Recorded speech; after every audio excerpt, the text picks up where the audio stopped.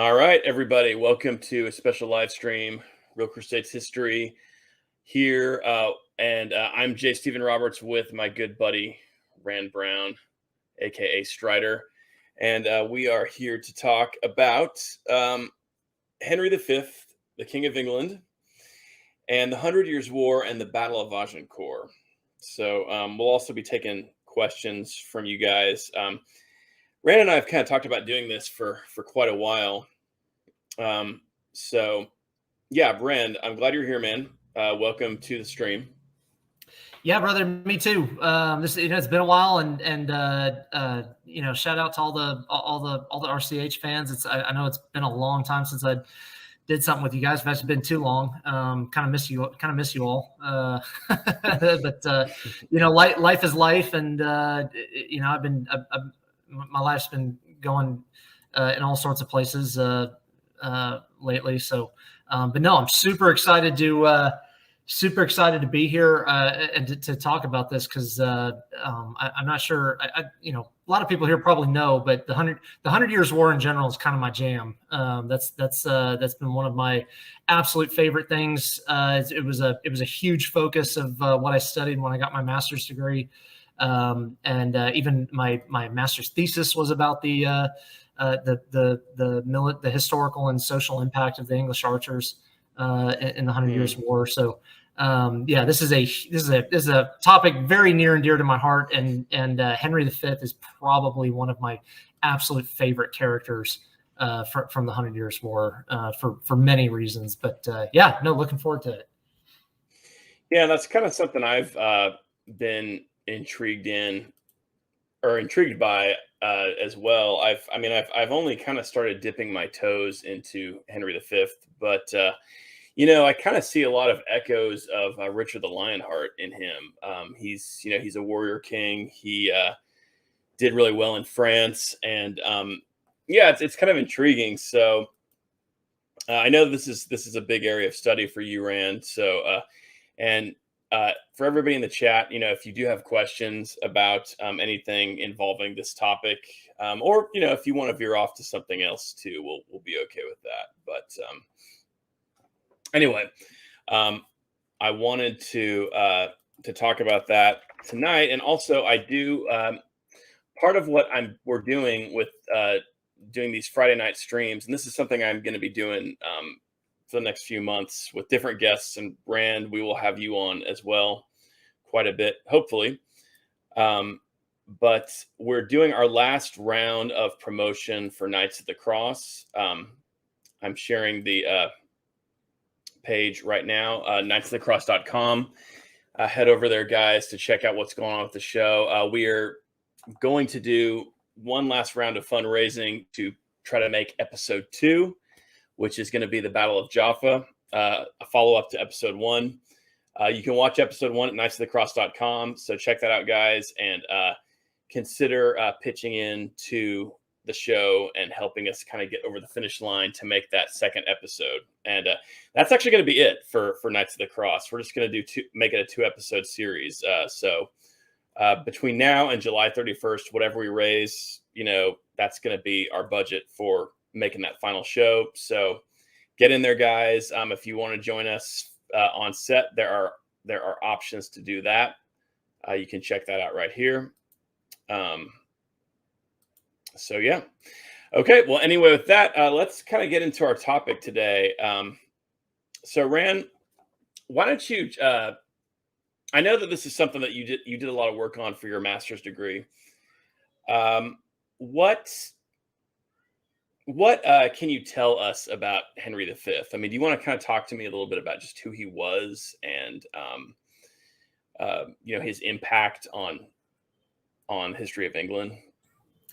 Yeah, absolutely. I mean, with a lot of these characters from the medieval period, especially the ones that ended up in very high positions of power, one of the things people have to always keep in mind is if you want to know the person, you really have to look at their full life, and you have to look at you have to look at where they started and where they came from.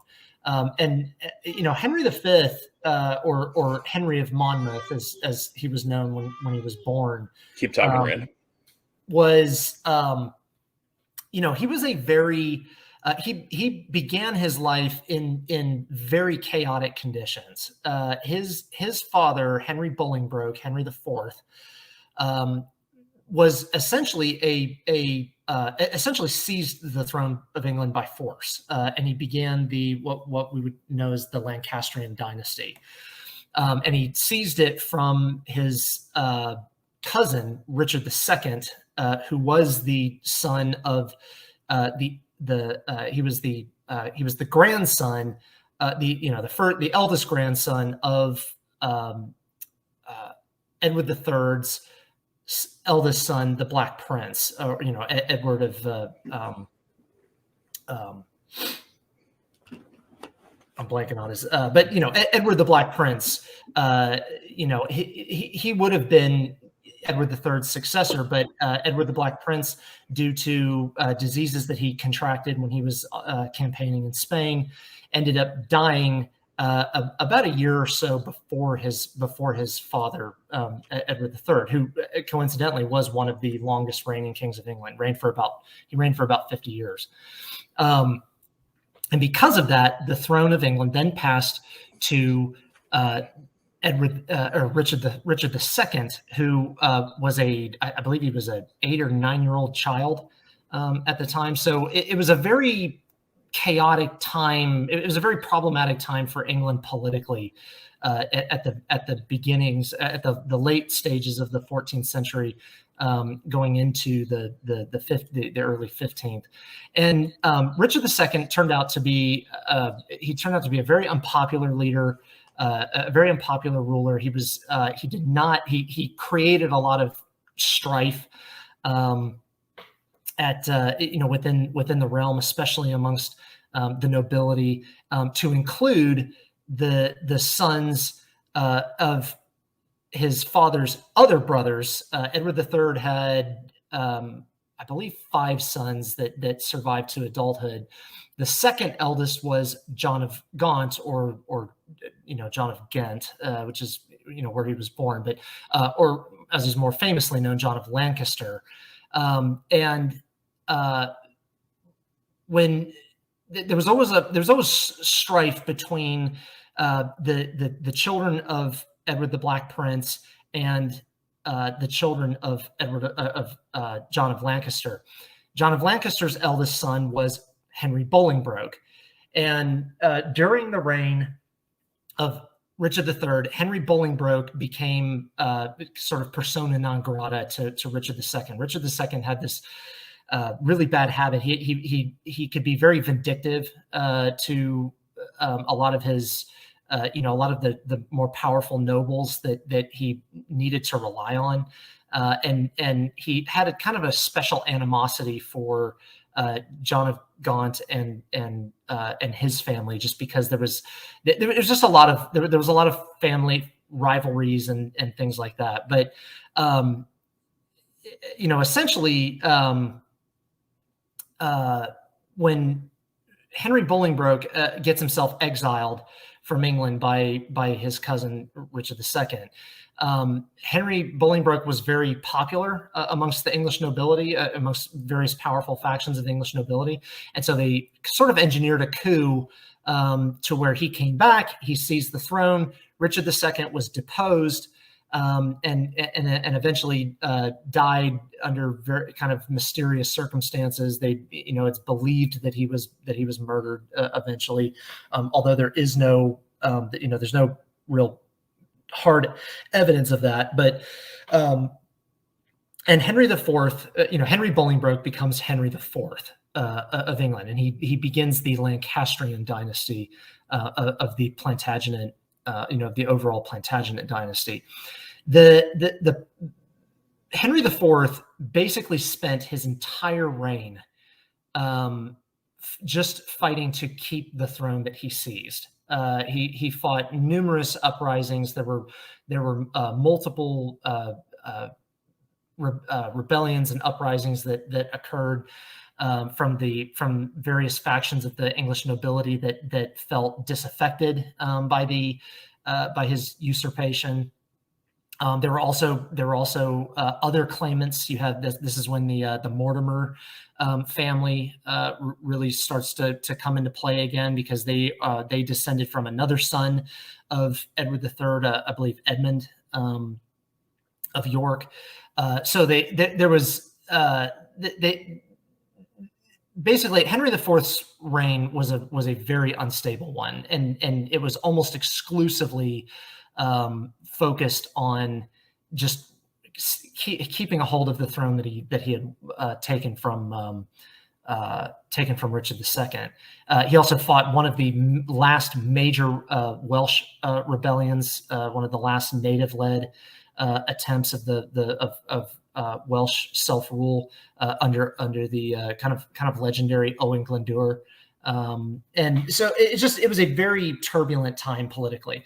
Henry V, or Henry of Monmouth, was born into this world. And because of his father's political situation, he had to grow up very quickly. I believe, I want to say he was 15 when he led his father's right flank at the Battle of Shrewsbury in 1403. Where he received an extremely serious battlefield wound. He received a rebel arrow to the face, and there's actually an interesting vignette about that wound that he had, because it was one of the only accounts that we ever got of a medieval surgery that actually was very successful. The doctor. The English doctor who performed that surgery was actually it was a very skillful surgery. He actually designed his own extractor tool that they used to actually just almost in very similar how we would treat a wound like this today. It entered into the wound, it expanded the wound without causing any further tissue damage, and was able to screw into the arrowhead that was in there. Because obviously, when they pulled the arrow out, just the shaft came out, and so he still had the bodkin arrowheads lodged, somewhere in his skull, somewhere kind of in the sinus area, is what they believe.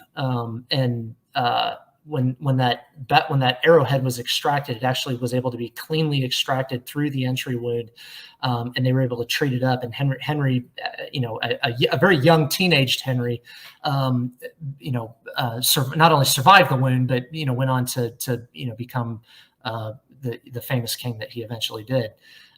It's interesting to note that the only picture we have of Henry from his life, the famous, his famous royal picture, where it's his royal profile.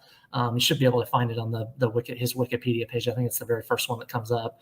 No, not that one. Yep, there it is. It's the only surviving picture we have that is based on a picture that was done in his lifetime. And you notice that there's only one side of his face that you see, and it's the side opposite where his face wound would have been, which probably would have still left a pretty significant scar where it was. And all the contemporary chroniclers always talk about that he had that scar on the right side of his face. So we've got a question here. Let's see here. This might be getting too ahead of ourselves, but how close was Henry V to taking France had he lived? Very close, and we'll get to that as we get near the end, because that is one of the more interesting aspects of Henry V is the fact that he died when he did, and left so much, came so close to achieving not only his own goals, but the ultimate goal of every English king during the 100 Years' War, starting with his great grandfather Edward III. Essentially, Henry V grew up very quickly, and he was very active in supporting his father and his father's regime from a very young age, and that was very necessary. And it's interesting. And a lot of historians, especially a lot of more recent historians who write on Henry V and research his life, talk about is so much of what popular culture knows of Henry V comes from William Shakespeare, who obviously wrote his historical plays, about almost 200 years after, almost 2 centuries. Actually, it was about 2 centuries after, the events of when Henry V would have been alive. And a lot of, because of that, because Shakespeare had such a huge popular effect, a lot of people still kind of hold to the Shakespearean notion that, Henry V, when he was still Prince of Wales and he was, Henry of Monmouth, had this, very dissolute youth, and he was this, kind of wild, raucous party boy, and he didn't really grow up until he took the throne, after his father died, and he had this very contentious relationship with his father, and all that kind of thing. And really, a lot of that is not true at all. Henry V, due to the circumstances of his father's reign, he had to grow up very fast, because his father had to rely on him and his brothers, Thomas, who would eventually become Duke of Clarence, and John, Duke of Bedford, and Humphrey, who would become Duke of Gloucester, the youngest brother. And so he had to rely on all of them, and which means they all had to grow up very quickly. And Henry did so, even far outstripped even his other brothers in the sorts of responsibilities that he was trusted with by his father from a very young age, because he was the heir. He was his father's heir. So the contemporary chronicles of the time and the records that we have show a very young Henry V. I mean, he's basically still a teenager, taking a very active and very mature role in his father's, in not only the politics of the day, but in his father's own regime, and in many ways was very pivotal in helping solidify the Lancastrian hold on the throne. So this idea that of Shakespeare, the dissolute youth of Prince Harry, it very much is kind of a fiction made up by Shakespeare, much after the fact. There's really no contemporary support. There's really no support from the records that were contemporary to them that support that notion. Shortly before his father died, he and his father did have somewhat of a personal falling out, and it really had nothing to do with Henry's lifestyle or anything like that. It had more to do with Prince Henry, almost kind of being a little overly ambitious and trying to wield an influence over politics that actually sort of mildly conflicted with his father and with some of his father's policies. And there was. Let me jump in real quick, Rand. I just want to ask you. Okay, so he becomes king. He's how old again? I think you already mentioned that. When he became king, when Henry V became king, I believe he was in his early 20s. Okay. He took the throne in 1413. So, and once he became king, did he kind of immediately start this project of subduing France? I mean, is that kind of how that worked? Well, what's really interesting about when Henry V finally took the throne himself in 1413, he was in his 20s. He was already very mature, by that time. He was already very well versed in the politics of his own time, not just within England, but with Europe as a whole. And he inherited an England that had largely become pacified from his father's time. The civil strife that had plagued his father's reign really had resolved itself and had petered out by the time he took the throne. So he was taking throne of an England that was much more unified, was much more peaceful. It was much more at peace with itself and politically unified than his father ever had. And it really speaks to kind of the political genius or the skill of Henry as a political leader, that he then immediately redirects. He immediately gathers up all the English nobility, all the aristocrats, all these sons, and all these sons of the guys who'd been fighting the 100 Years' War under his grandfather and his great grandfather, and says, "Hey, we're gonna resurrect our my ancestral claim to the French throne that came through Edward comes through his great grandfather, and his mother being Philippa of France." And we're gonna unite the country around a common cause, and it worked. It was extremely successful. England was kind of ripe for that at this time, because really the 100 Years' War really had taken a back burner during his father's reign, because his father was so busy just trying to solidify his hold on his own throne. So England had lost pretty much almost all the gains that it had gotten in 1360 and the Treaty of Bretigny with the campaign, the extremely successful campaigns of Edward the Black Prince and of his father Edward III. So English, the fortunes of English France at the time in 1413, by the time Henry took the throne, was not in a good shape. France had kind of rebounded under Charles V, and even his son Charles VI, who would later more infamously become known as Charles the Mad. Even he began his reign in a very solid manner. He was not he was not an ineffective king when he started out by any means. It was only later when his alleged mental illness began to take its toll on the French. And the French had kind of had it. They kind of had a constellation of very skillful leadership, whereas the English had sort of lost theirs that they had previously. Or they had gotten distracted by the civil conflicts going on back at home. So Henry's decision to resurrect the English claim, his family's claim to the throne of France, really was a brilliant political move on his part, because it took all these English nobles who, maybe could have still posed a threat to him. Maybe were still smarting a little bit from, his father's reign.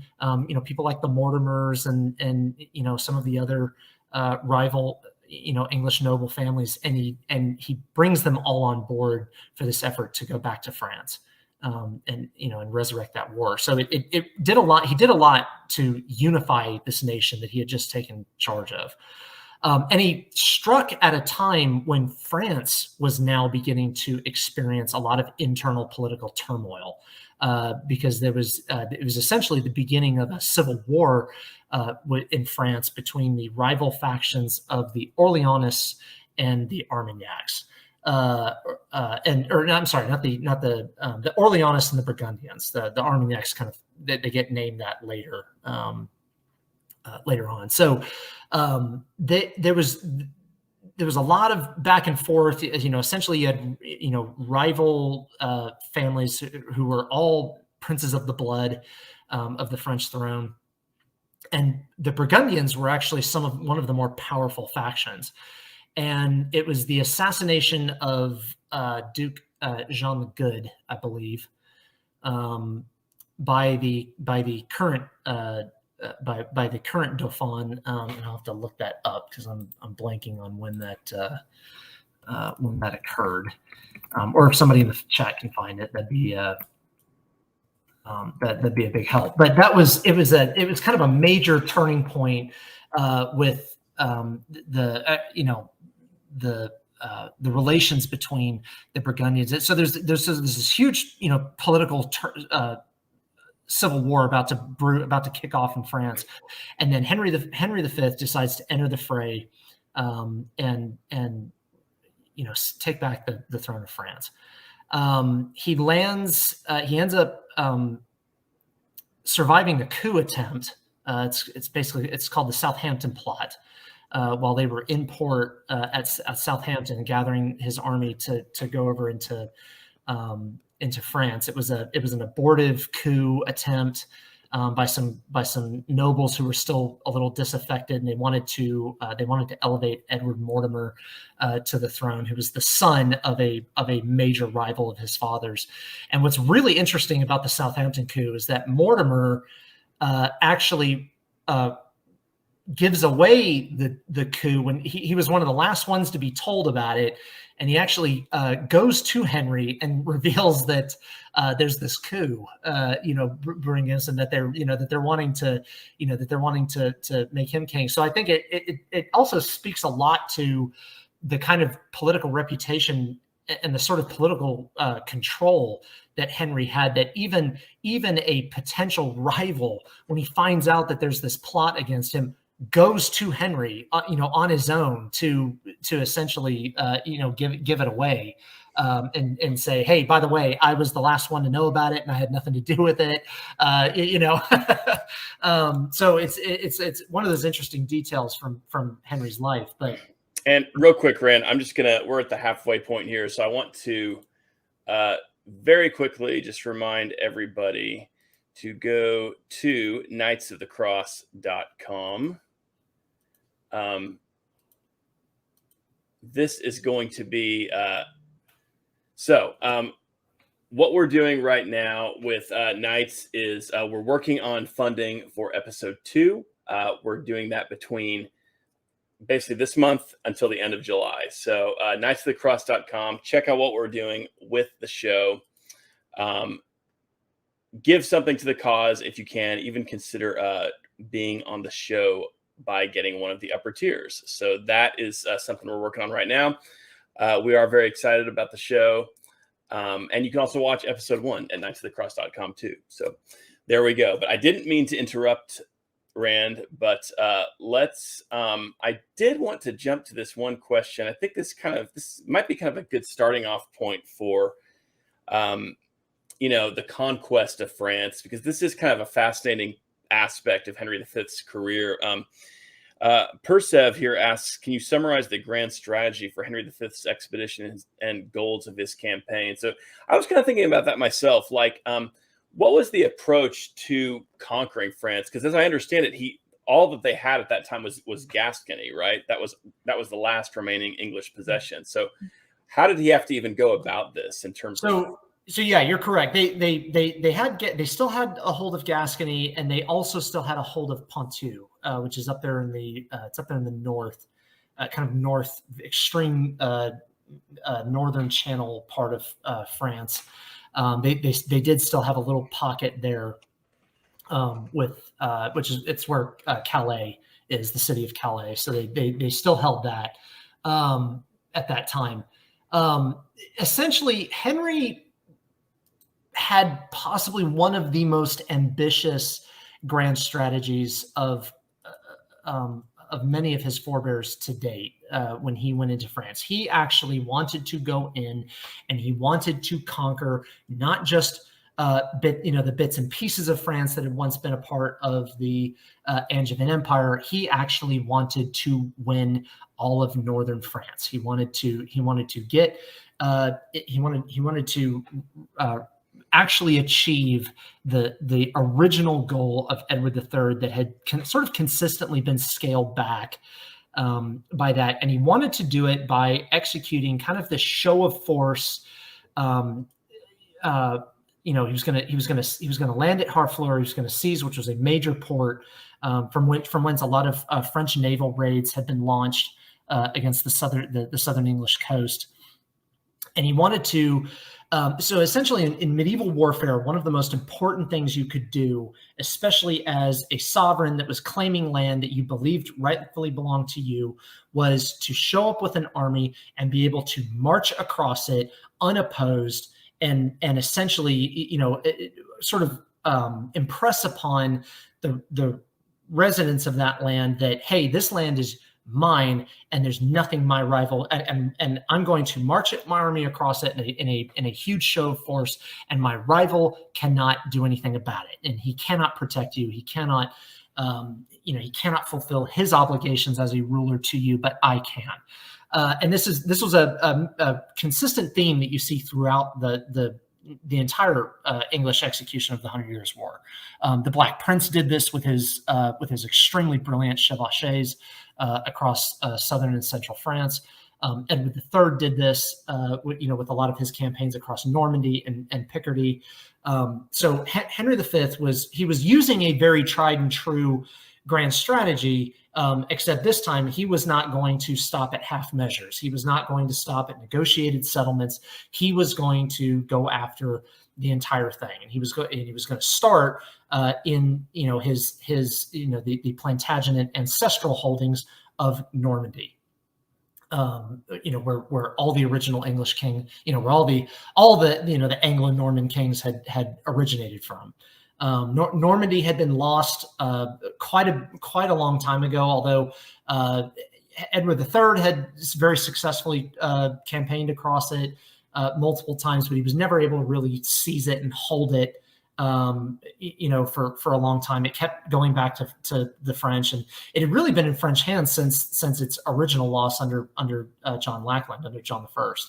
So Henry really wanted to take back he was going to begin his campaign by taking back what had originally been English long before, and then he was going to execute his sort of show of force, and impress upon the French that hey, you've got this feeble,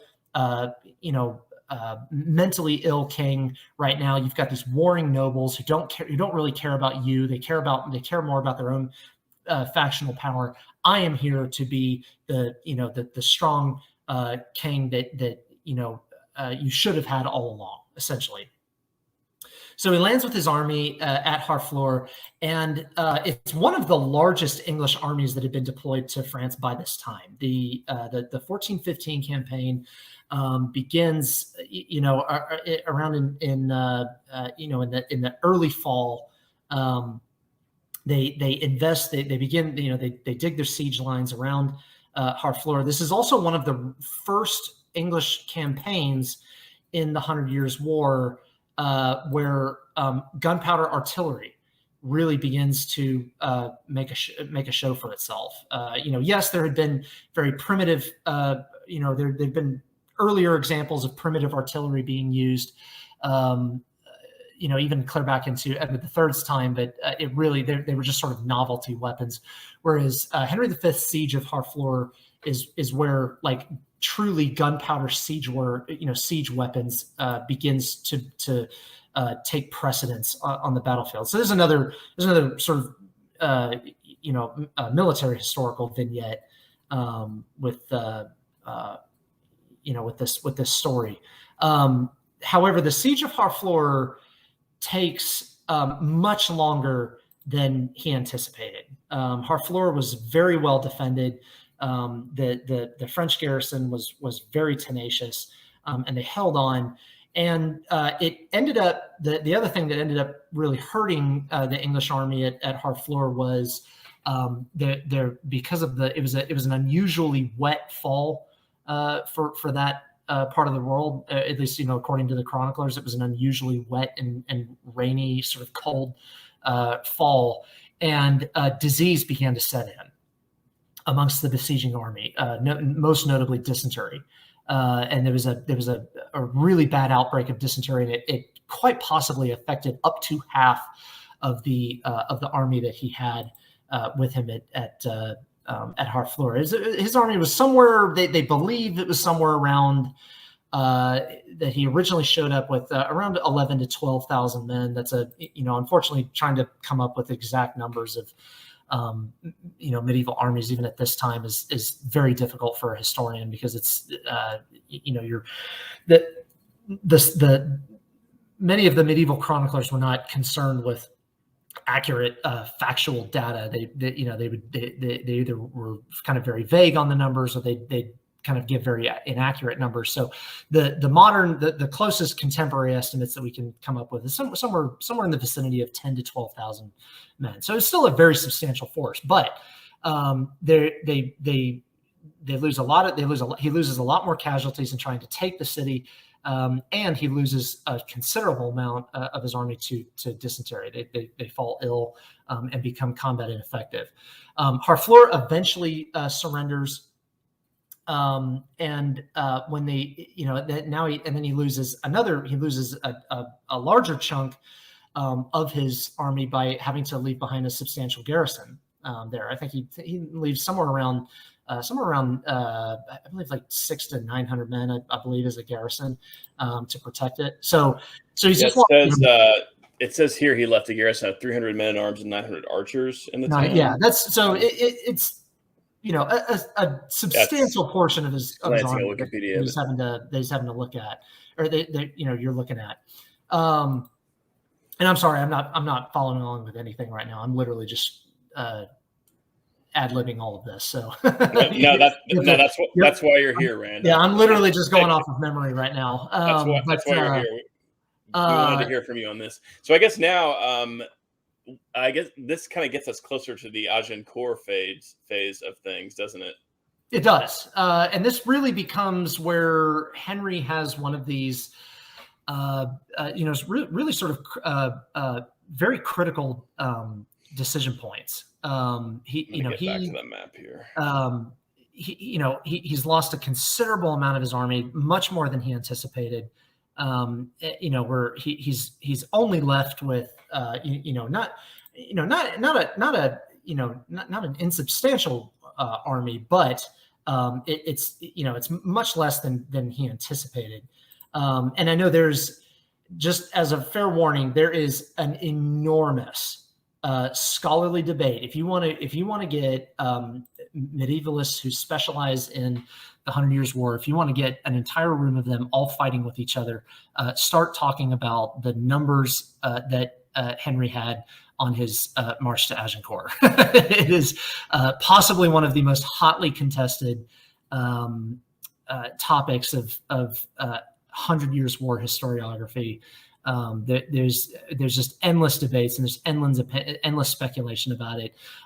But the generally agreed upon view is that he had somewhere between 6,000 to 8,000 men, and the vast majority of them would have been the archers, both dismounted and mounted archers. And real quick, as a note, when we talk about English military archers of the 100 Years' War period, when we refer to mounted archers, we do not mean archers who fought from horseback. We're talking about archers who moved on horseback, who marched on horseback. And then obviously when they deployed for battle, they dismounted and formed ranks on foot. But yeah, so when we say, a mounted archer versus a dismounted versus a foot archer were very different classes of soldier. Mounted archers were usually considered very well equipped, very, very well trained. They came from kind of the upper common ranks, sort of the country gentry and the yeomanry. So commoners who were wealthy enough and had the means to either equip themselves or equip their sons very well. And send them off to be, very, very competent and very capable soldiers across all of Europe. And foot archers were usually from the poorer classes. They were from the lower classes of the common of the common folks. So their equipment wasn't quite as good, and they didn't come from quite as much means. But they still all wielded the same weapon, which was the very formidable English warbow. That there's also a lot of debate about. There's also a lot of that's another hotly contested topic. Just how effective was it? Was it kind of this medieval super weapon, or was it just the manner in which it was used? I personally, and this is what I wrote in my own graduate thesis for that was on the English archers. I actually argued that it was more the soldiers themselves. It was more the men themselves who made that weapon what it was, and this extremely competent sort of citizen soldiery that England was able to field during the 100 Years' War.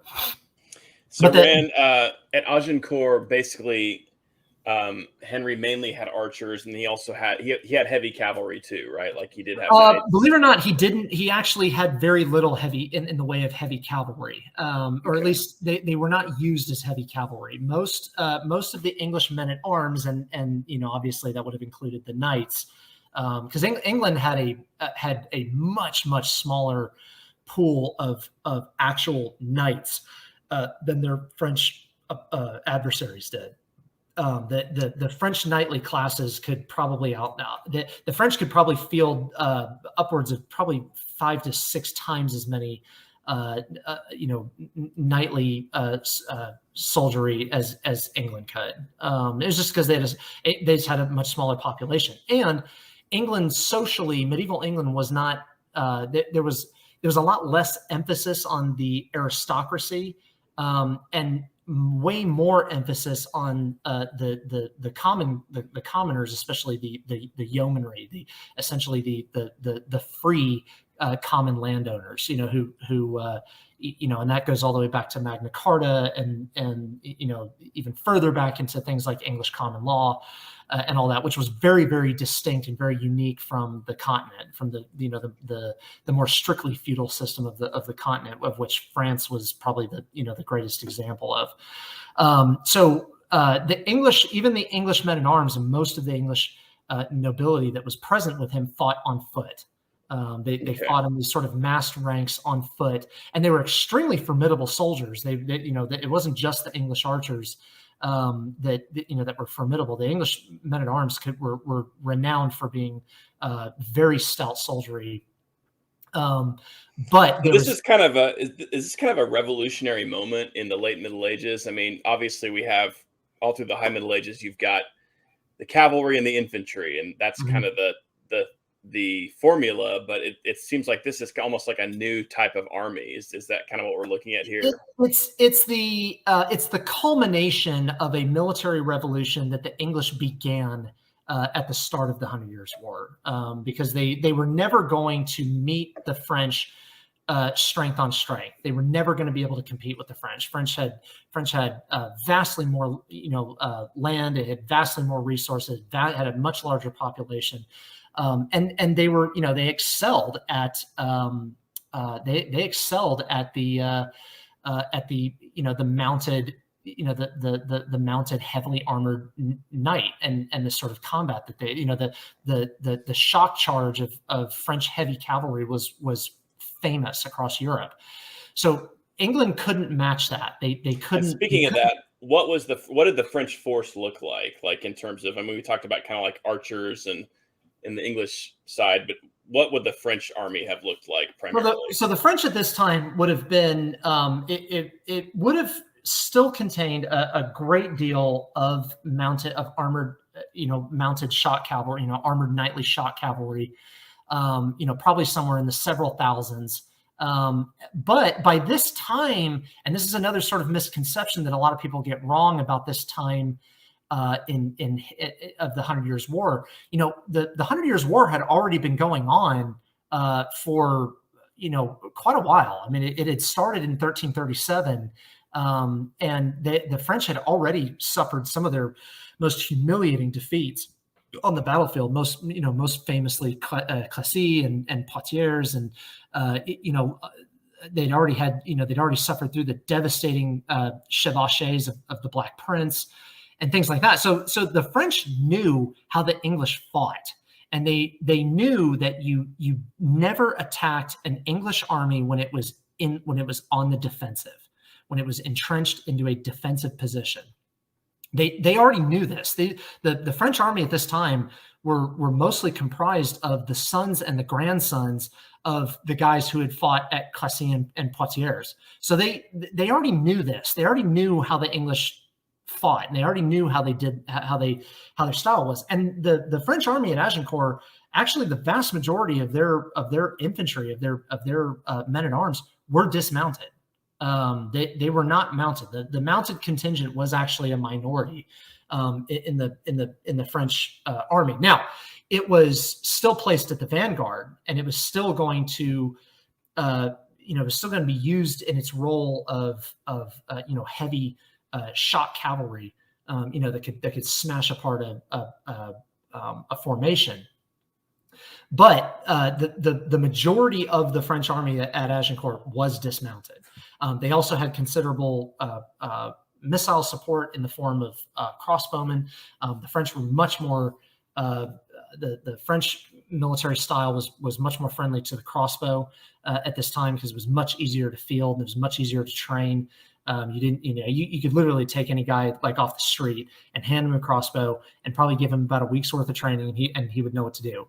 Now, the French crossbowmen that were at Agincourt were probably much more professionally trained. They are not believed to have been mercenaries from anywhere else. Like there was at Crécy with the famous Genoese crossbowmen mercenaries that were at Crécy. But yeah, so the French did not, although they tried multiple times to copy the English warbow. And to train French archers in the style of the English archers, that all their efforts, it never took off, and they weren't able to. They didn't have the military culture of citizen soldiery that medieval England had, that could train archers from childhood, self-equipped and whatnot. So yeah. So what happened in the battle? Can you give us the kind of the rundown of how the battle went down? Yeah. So, first up in the lead off to the battle, there's this very interesting maneuvering that goes on at sort of the strategic level. So Henry V, when he's at Harfleur and he's already lost so much of his force, way more than he anticipated, to, both battle casualties and disease, he realizes that he's going to have to, he is not going to be able to achieve what he thought he was going to achieve in Normandy. He just does not have the depth. He doesn't have the tactical ability. He doesn't have the numbers. So he still wants to execute his show of force across Normandy and Picardy. And but this time he's going to cut it short, and he's going to essentially make a beeline for his safe haven up in Calais, up on the English Channel. And he's actually going to cut right through the neighborhood of where his great-grandfather fought the extremely famous Battle of Crécy. In fact, Agincourt's like not far from Crécy at all. It's actually very close. So he's literally going to go through that Somme River Valley where Edward III had campaigned multiple times. And as they approach the Somme, and that's a really good map. I'll just kind of use that for reference. As they approach the Somme, a much larger French army has assembled and is now very, very hot on his heels. And they are doing everything they possibly can to prevent him from crossing the Somme. They want to cut him off at the Somme, and they fortify a lot of the river crossings. And he's essentially forced to execute this sharp right turn, or the sharp east turn, and go up the Somme in order to find a suitable crossing. And all the way, this much larger French army is dogging him the whole way. And the one advantage that the English armies always had, and Henry used it to brilliant effect, was English armies were always able to outmove.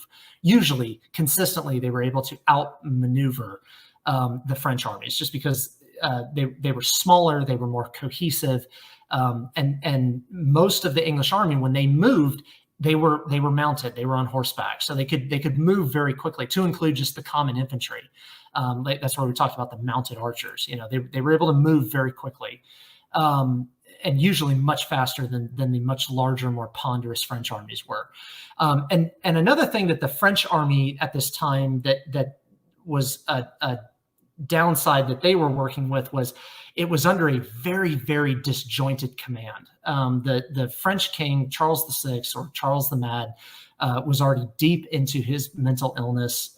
He was completely incapable of leading any such campaign. So the French army was led by this very loose coalition of a lot of these same French nobles that were all rivals of each other. They were all vicious rivals of each other, sometimes violent rivals with one another. You had the Duke of Burgundy was there. John the Fearless was there. Louis d'Orléans was there, and the whole army was nominally under the command of a French noble named Charles d'Albret, but he did not have the effective command and control over this very unwieldy army that Henry had with his much smaller but much tighter and much more unified army. So there's this chase that goes down the Somme, and Henry, because he's able to move faster, is able to find an unguarded ford somewhere around the vicinity of Nesle, right there around the 18th of October, and he's able to cross the Somme. And Charles d'Albret that was sort of his wake up call of, oh crap, he crossed the Somme. We really need to get our acts together, and we need to corner this guy. And he's able to continue to shadow Henry and is able to get out in front of him at this recently plowed field right outside of the very, very small town of Agincourt. And this is where, this is going to be Henry's most famous moment in his career. And it's going to be immortalized ever after. But so Henry finds, he marches up to essentially find his path to Calais is blocked. And he's going to have to stand and fight. And I believe you had a graph of the actual battle. We could probably transition to that because I'll jump over to that here. And this really is this is the do or die, make or break moment for Henry's career, and really for England in the 100 Years' War. I mean, this is it. If they lose here, if he lost here, not only would his reign obviously have come to a very quick end, but it probably would have been the last major effort of the English during the 100 Years' War. So they line up. They end up facing each other between these two major wooded areas that kind of made a natural bottleneck between the towns of Agincourt and Chamaucourt. The French are blocking the road to Calais, and Henry's got to get through them in order to continue on and to keep his campaign going. They spend a very restless night. Henry actually issued an order to all his men that spent the night on the battlefield. There was to be no singing. There was to be no campfires. They were to stay very, very quiet. They were to stay very watchful. Whereas the French, according to the contemporary chroniclers, spent the night sort of carousing. The French were extremely competent at this. They thought they had them cornered. They vastly outnumbered them. Again, a lot of disagreement on the numbers, but it's generally believed that the French were somewhere in the vicinity of about 13 to 16,000 men. So it was a substantial numerical advantage, not quite as much as has been talked about before. I've seen some figures as high as they outnumbered them 5-1. That's a little extreme. But Henry was at the clear numerical disadvantage, and the French were extremely confident. They thought they had this, so they kind of spent the night partying, and there was a lot of drinking and gambling and carousing, the night before the battle. And you could probably imagine a very, Henry V spending a very restless night, looking across at the French campfires, across the way. So early in the morning of October the 25th, the famous St. Crispin's Day, they wake up. The French wake up to find the English are already in battle position. They're already deployed in their ranks. And while we really don't know for sure what exactly the formation looked like, from the accounts we can make some rough guesses. And this is generally what you're seeing here in this picture is generally what is believed that their lines to have looked like. They had archers out on the flanks. They had archers interspersed between 3 battalions of dismounted men-at-arms, each one led by some of the more higher nobles, with Henry V in the second with his standards. who is on foot in front with his men leading from the front. And the archers, this is actually the first recorded instance of English archers deploying sharpened stakes out in front of their positions to further protect them from a charge of heavy cavalry. And there's a lot of debate over whether this was something that the English had kind of always been doing during the 100 Years' War, or if they had picked it up from some military practices of other powers that would have been known at the time. It is known that the Turks at Nicopolis, which had been fought about a generation before Agincourt, that the Turks had deployed archers behind stakes, behind a hedge of stakes. So we're not really sure where the English came up with this, but this is the first recorded instance of them doing this. And so each archer had a sharpened stake that he essentially drove into the ground, and they created this hedge of stakes to essentially serve as an anti-cavalry obstacle to protect themselves. And the English are all lined up. The French wake up and essentially look across this freshly plowed field and see the English are already ready to go. The French at first, and this is sort of to their credit, again, remember, the French already know how the English fight, and they know that an English army that is entrenched in a defensive position is at its most dangerous. All the previous humiliations on the battlefield of the French during the 100 Years' War had been them trying to attack an English army that was entrenched, that had fire superiority and range superiority with the English warbow. So they actually begin this standoff in the early hours of October the 25th, and you can probably imagine it's very cold. It had supposedly it had rained all the previous night, so it's probably a lot of mist, and it's a cold October, very cold and wet October day in northern France.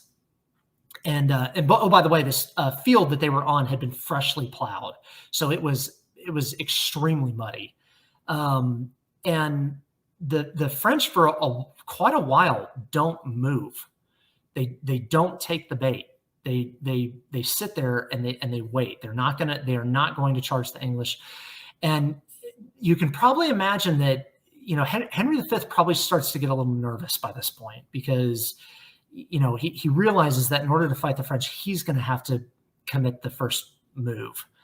He's going to have to open the combat, and that means he's going to have to execute an extremely risky and dangerous maneuver in the face of this very powerful French army that has its heavy armored cavalry in the vanguard, waiting for their moment to pounce. They're not clear on when exactly he chose to do this, but all the accounts of Agincourt, some of which were written by guys who were there firsthand, especially the account of Henry V that's believed to have been written by his personal chaplain, talk about at some point Henry gave the order for his entire formation, archers included, to pick up and advance to the absolute maximum effective range of the English warbow, which would have been about 300 yards. So all the archers in this entire formation, this entire English formation, including the archers, they uproot their stakes and they advance. And this is where the French lost their chance.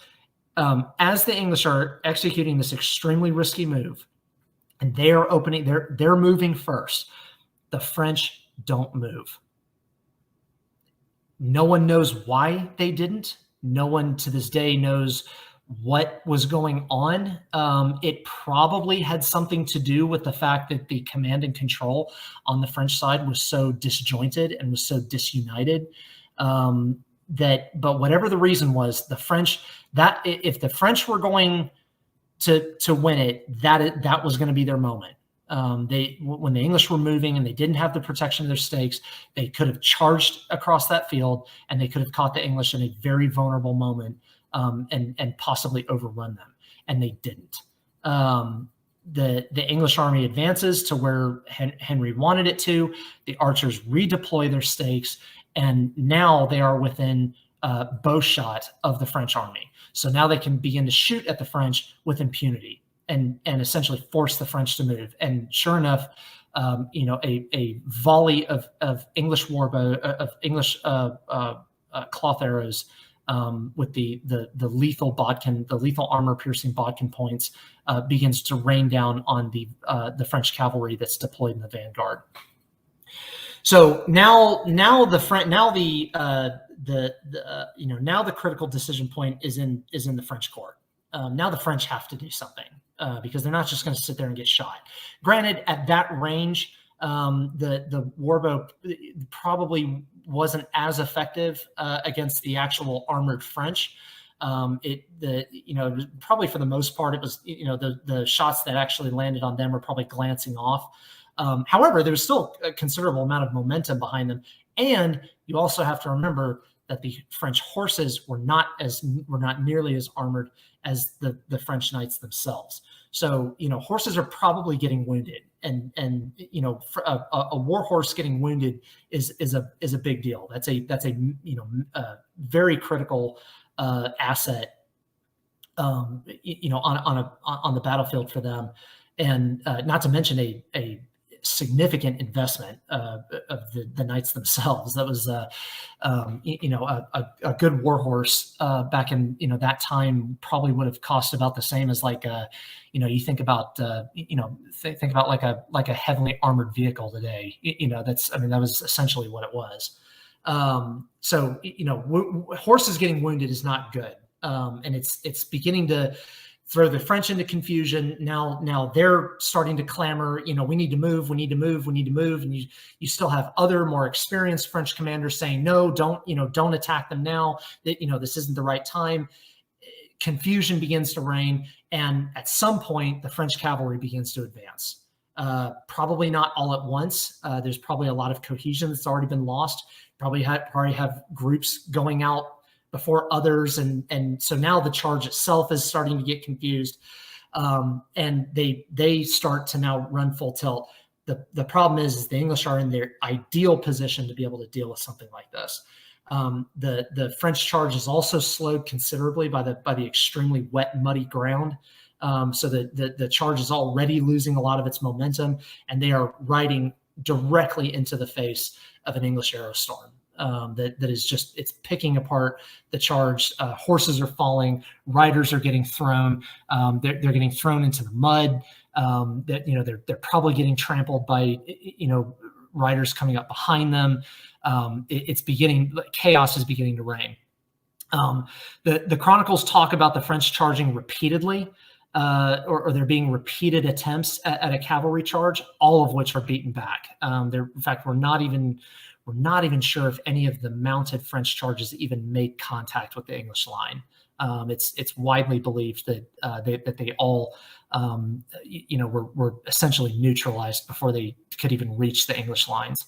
And something you got to think about is a lot of these horses, let's say they get wounded, they panic, they throw the rider, they're going to turn around. Well, now that gigantic war horse is now charging back into its own line. You have these huge, panicked war horses charging back into their own lines, which is now creating even more chaos. And at this time, the battalions of dismounted French infantry, which are very heavily armored, are starting to make their advance across the field. And they're still under withering English longbow fire. So it really is just it's the worst possible scenario that an attacking French army can be in the 100 Years' War. Another thing that's very interesting is that the French infantry, the dismounted French infantry units, don't go for the archers. Whether it was because they just figured the juice wasn't worth the squeeze because of the obstacles in front of them, or more likely the emphasis for the dismounted French knights was they wanted to make contact with their peers on the English side And so there's sort of these multiple funneling actions that occur as these French dismounted battalions start or battles begin converging on the three English battles of dismounted English knights and nobles, and the big target is Henry himself. The French really had it out for him. They wanted to kill or capture him, and so there's this funneling effect that occurs, and this is all happening in what was likely knee-deep muck. You probably have guys getting knocked over. Arrows. The English warbow fire is taking its toll. Probably the closer they get, the more effective the arrows are at finding the weak spots, of their armor. Finding those areas where it was just only chainmail, which the English bodkin point could go right through. So men are getting wounded now. They're falling. The ranks behind them are pressing down on them. There's this sort of crush. There's these multiple funneling crushes beginning to occur, and the French are really just in a bad spot. However, the dismounted French, they do make contact with the English dismounted infantry, and it becomes this very furious melee. Henry V is right in the thick of it. In fact, he was so in the thick of it that the only brother of his that actually accompanied him to Agincourt was his youngest brother, Humphrey, Duke of Gloucester, and they fought side by side with each other. And actually, Humphrey gets knocked over at one point. He gets knocked over by a French knight, and Henry steps in and stands over him. And personally shields him, personally protects his younger brother, and gets part of the crown that was on his helm, gets it hacked off. So Henry was right there in the melee. He was right there alongside the men that he was leading. And it is turning into a little bit of a desperate fight just because of the sheer numbers of French that they're engaging, and the English infantry lines do start to gradually get pushed back just by the crush. However, the archers, the ones that still have ammunition, are now able to fire into the side, or sometimes if they were way out on the flanks, they could probably even fire into the rear of the French formations.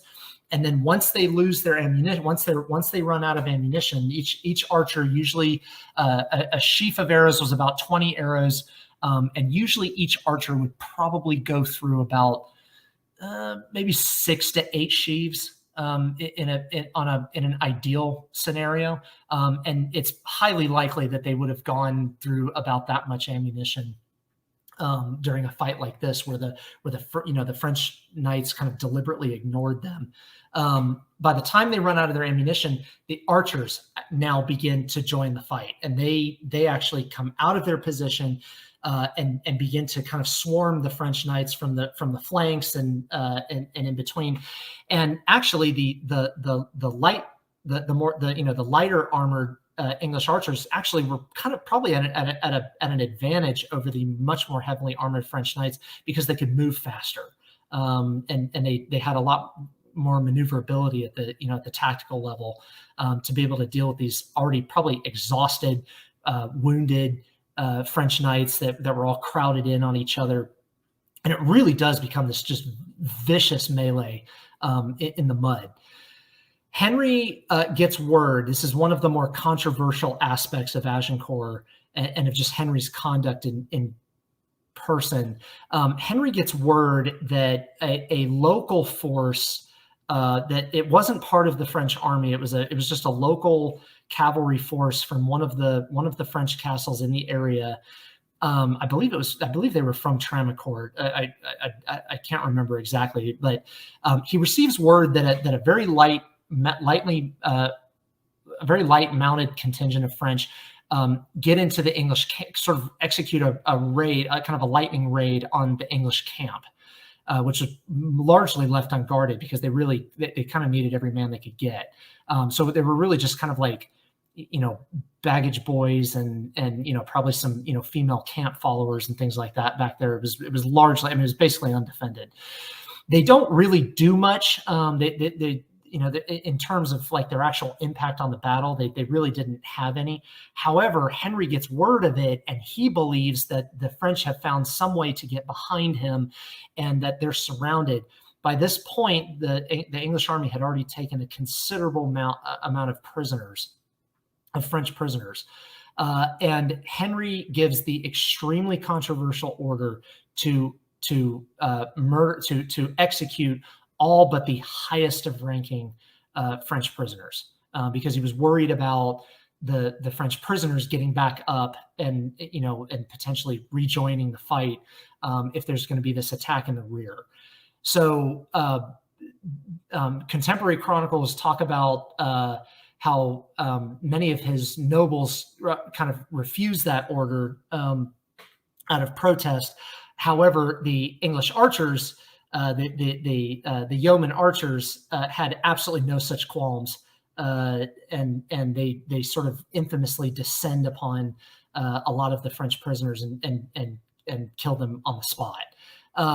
There's a lot of you can debate back and forth, and there's been a long-standing debate over, was Henry justified in doing so?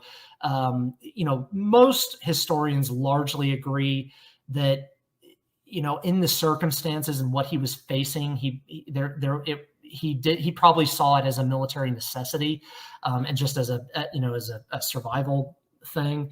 And even a lot of the contemporary chroniclers of the time admitted that what he did was not so much out of line, but it still was kind of a shocking moment for the time, just because of the culture of chivalry that existed amongst various knights and nobles, and that you didn't do that. You didn't execute prisoners. You didn't execute captives. Generally that was generally frowned upon by the standards of the day. So this happens. By this time, the French battalions have already largely worn themselves out, and the French attack is really grinding to a halt. And as other French units are beginning to withdraw the field and quit the field, both the primary French commanders, along with just an insane number of top tier French nobility, are either dead or captured on the battlefield, to include Charles d'Albret himself, who is killed in the melee, as well as his co-commander, Jean de Mongret, more famously known as Boucicault, is also captured. And so, like, the French leadership was just decimated in this battle, far more so than in any other English battle in the 100 Years' War. And by this time, the French attacks peter out, and they quit the field. And Henry V on the battlefield receives the announcement from the French herald that the field is his, and that the day is his. This really is the moment that makes Henry V and really defines his reign. And it makes him famous across all of Europe. I mean, every court in Christendom was talking about the Battle of Agincourt. It was seen as this spectacular battle, almost miraculous.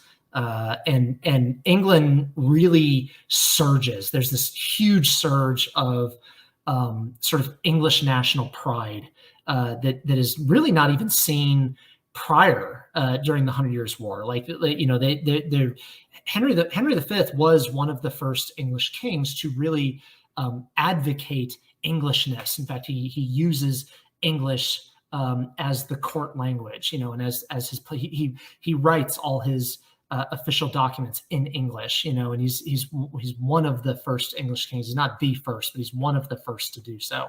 And so England really has this, under Henry V, really kind of has this sense of itself, as England, as a realm.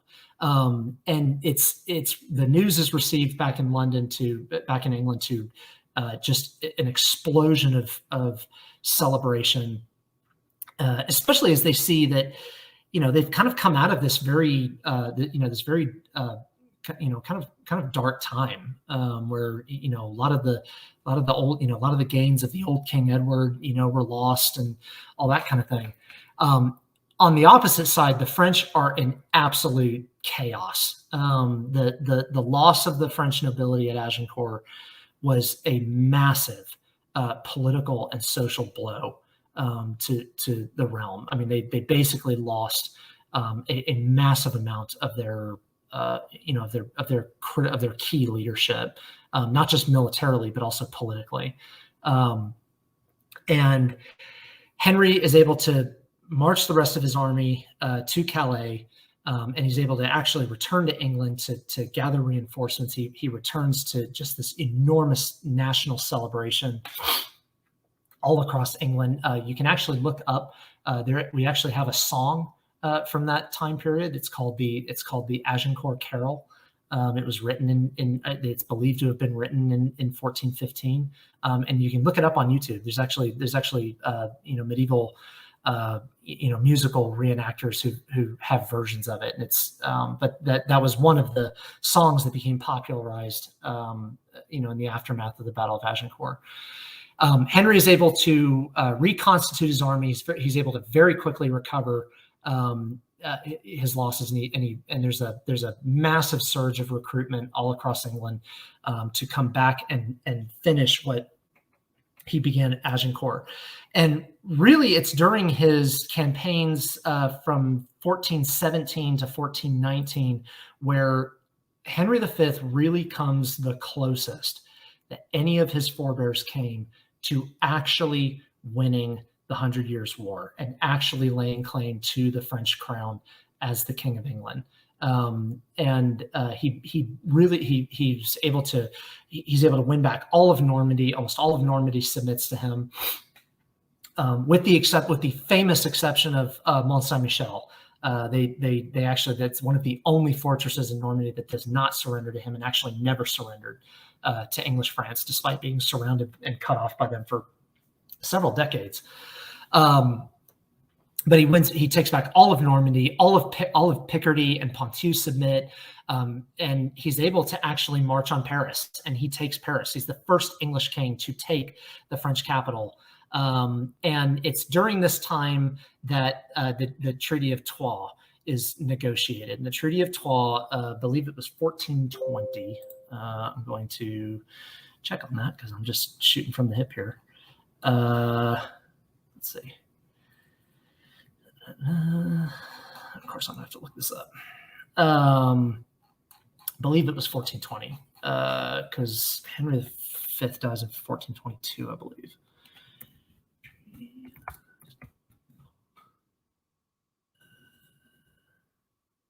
Yeah, 1420. It was signed in May of 1420. So the Treaty of Troyes is when Charles the Mad and what's left of his administration essentially surrender, and they negotiate with Henry. Henry is able to get the return of all the lands that they lost in the Treaty of Bretigny, that they had originally had in the Treaty of Bretigny, plus what he had won in northern France, to include Paris. And upon the death of Charles the Mad, Henry V will succeed him as the King of France.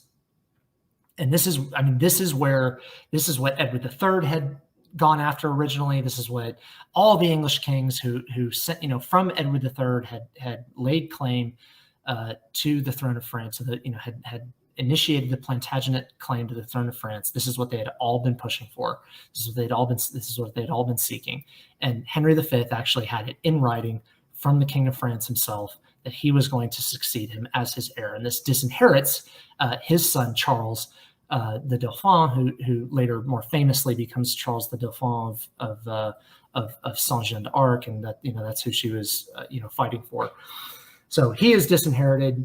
And Henry also, around this time, it was during the 1417 to 1419 campaigns that he initiates the Anglo-Burgundian alliance. And this is in the aftermath of the assassination of John the Fearless of Burgundy by the Orleanist faction. And essentially the Burgundian Armagnac civil war becomes real, and Burgundy, the Valois Burgundy, sort of becomes its own quasi-independent state. And they realize that they have a lot of interest, they have a lot of common interest with the English, and they approach the English and initiate the Anglo-Burgundian alliance, and that's really what does Valois France in geopolitically, because now they're facing two extremely competent adversaries on two fronts, on opposite sides of each other. And the English-Burgundian partnership ends up becoming very deep. They collaborate militarily quite a bit. In fact, I believe it was the Burgundians who actually seized Paris for the English. The Burgundians actually seized control of Paris, and then they opened the gates to the English. The Valois dynasty of France is probably in its darkest moment right now, and the English are just unstoppable. The Anglo-Burgundians are unstoppable. And Henry V obviously has to continue his campaigns, because not everybody in France goes along with this.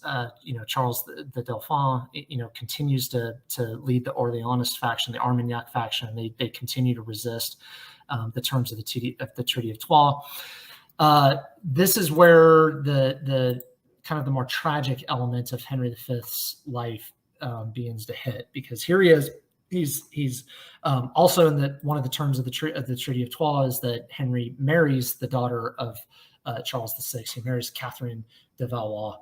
So now he's married into the French royal family, and their son, another Henry, is to be the heir of a dual kingdom. Henry V continues on with his campaigns. However, at the Siege of Mons, in 1422, Henry contracts that scourge of Englishmen in France, dysentery, and he ends up initially he actually wasn't as ill as he ended up becoming. Many of his retinue thought that he would survive it. And actually he stood a very decent chance of surviving it. He was still very young. He was in his early 30s. At this time, he was still in his prime. However, gradually as the weeks go on, it gets progressively worse. And Henry ends up dying of dysentery at Chateau de Vincennes at the ripe age, I believe, of 35. And in almost a cruel twist of historical irony, literally months later, Charles VI dies. Charles the Mad of France dies, and the political situation for English France becomes much more unstable as his infant son, Henry VI, succeeds his father. And this is where the roots of the loss of English France really begin to kick in, because while for the first couple of decades of Henry VI's reign, they're ruled over by a very competent regency that is headed by Henry's two surviving brothers, John, Duke of Bedford, and Humphrey, Duke of Gloucester. This is where the political situation for the English begins to become a lot more unstable. Henry VI, once he finally assumes majority, although do keep in mind that Henry VI was the only king of England to have formally been crowned as both, king of both England and France. He was the only one to actually hold those two crowns in his lifetime. But he assumes the throne as a teenager, and he is a very far cry from his father. Henry VI is seen as, he was generally seen as a very kind of a soft, very unmilitaristic. He was not. He really was not interested in prosecuting the war in France, and gradually there's the collapse of the stability that Henry V had fostered during his reign, and that's where you see the beginnings of the internal conflict for England that would later explode generations later, and with the Wars of the Roses between the Yorkists and the Lancastrians. So,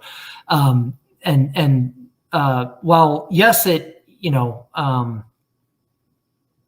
yes, when Henry VI took the throne from his father as an infant, the English hold on France still continued on for many, many decades. Even Saint-Jean d'Arc did not have as much of an effect as people think she did. The 100 Years' War still continued on for another 20 to 30 years after her death. But it was definitely where the fortunes of English France began to go down, and it really highlights what Henry V was able to accomplish in his relatively short reign, compared to some of his other compared to some of his other compared to some of the other kings of England.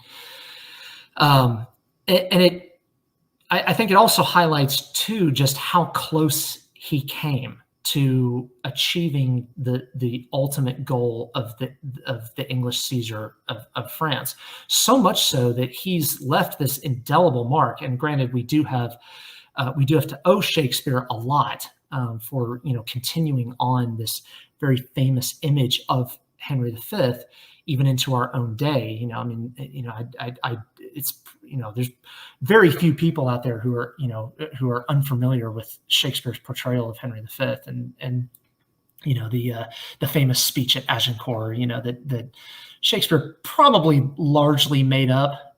There's really not a whole lot of we really don't have a whole lot of material from the time that would say that yes, he actually said that, or yes, he actually gave that speech. I'm sure he did. I'm sure he gave some sort of address, and I think it's the chronicle written by his chaplain that does record, kind of a very brief pre-battle speech that Henry gave, but it's nothing. It doesn't even approach what Shakespeare put into his mouth 200 years later.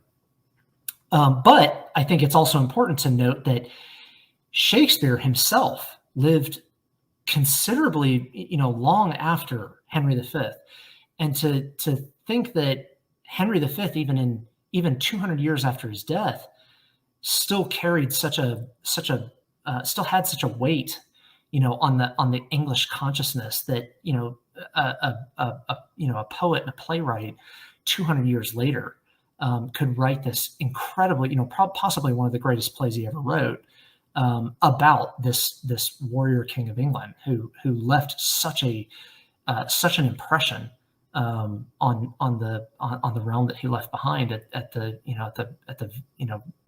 ripe age of 35, and I think it says a lot about just the kind of person that he was and what he did for England, in the sense of really kind of creating a lot of people sort of credit Agincourt and the stand of Henry and his band of brothers, with the English national consciousness that can still be felt today.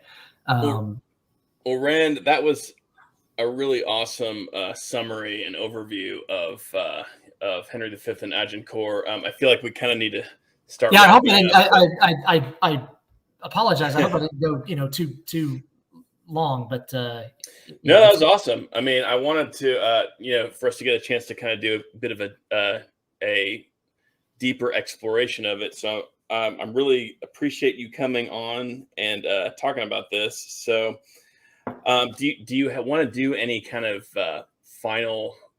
I would honestly love to if we could do just a quick run through of the questions.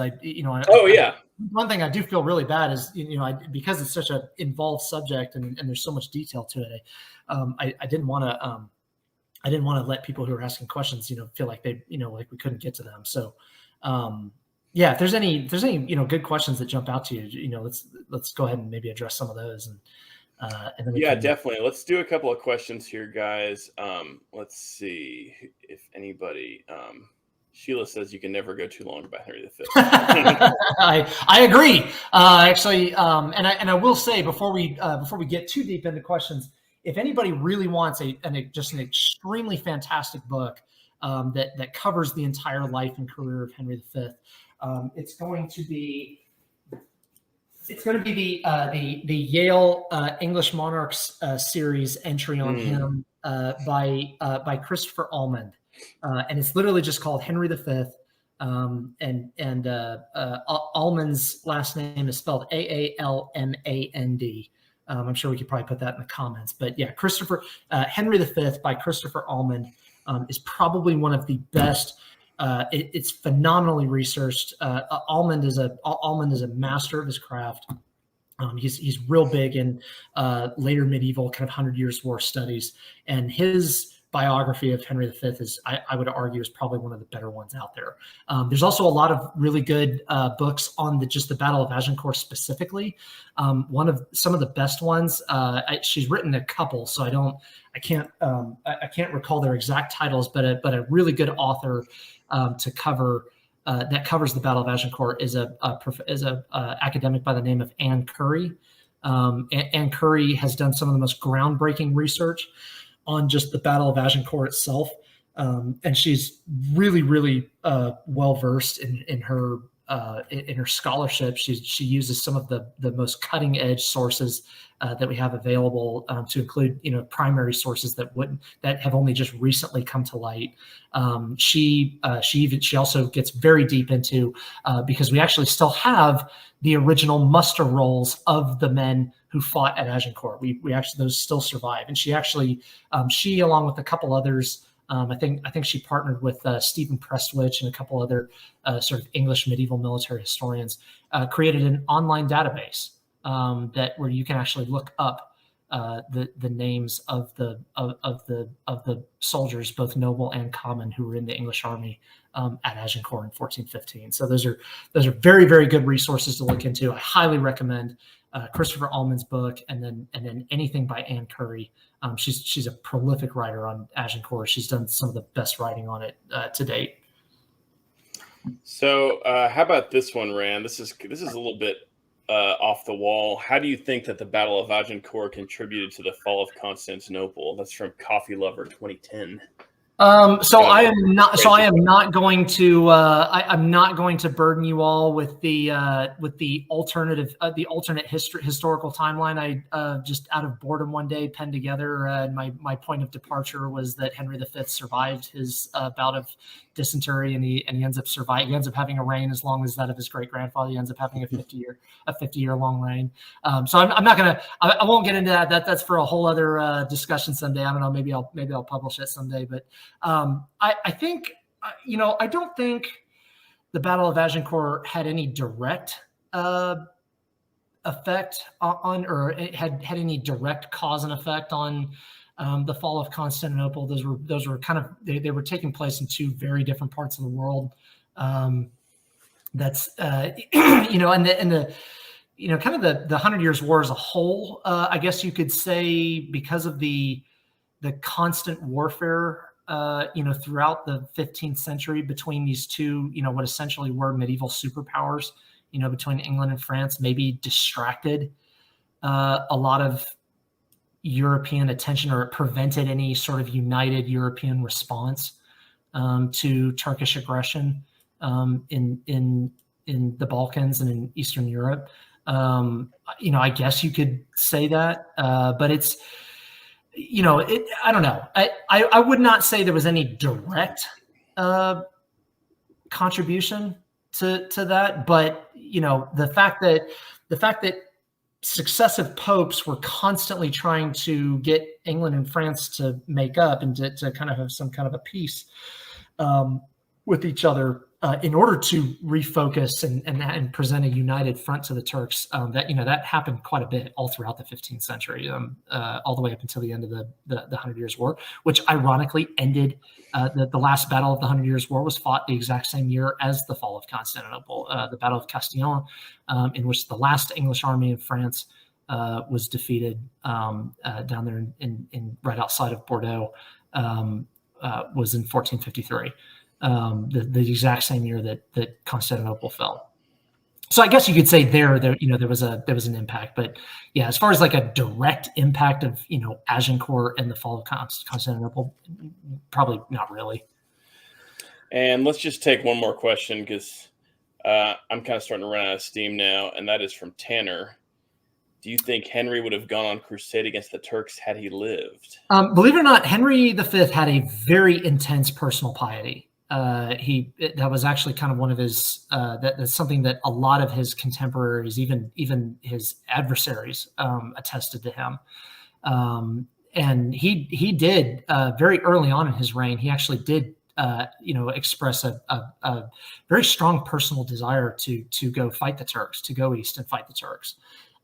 So had Henry survived, and again, I'm not gonna burden you all with my alternate history timeline that I came up with, but had he survived and had he become a king of a united Anglo-French realm, who knows? Who knows what could have happened? And with the formation of sort of a new Anglo-French superstate in the West, maybe it's an interesting thing to think about. All right, cool. I'm going to go ahead and call it now, but that was definitely a great stream, and I appreciate you being here, Rand. So do you want to come back next month for one of these Friday evening streams? Yeah, no worries. We'll do one in June with Rand too. I'll schedule it with him off stream, but maybe next time we'll even just do a free for all, like just let you guys ask whatever questions you want. And no, I'd be totally down for that. Yeah, maybe do a maybe kind of do a Henry V part 2. It's just a audience question. Yeah, again. Cool. All right, guys. Well, thanks very much, everybody, for being here. It's been a lot of fun. Glad to have Rand back finally after all this time, and we will see you guys soon. Thanks for having me. Take care, everybody. Okay.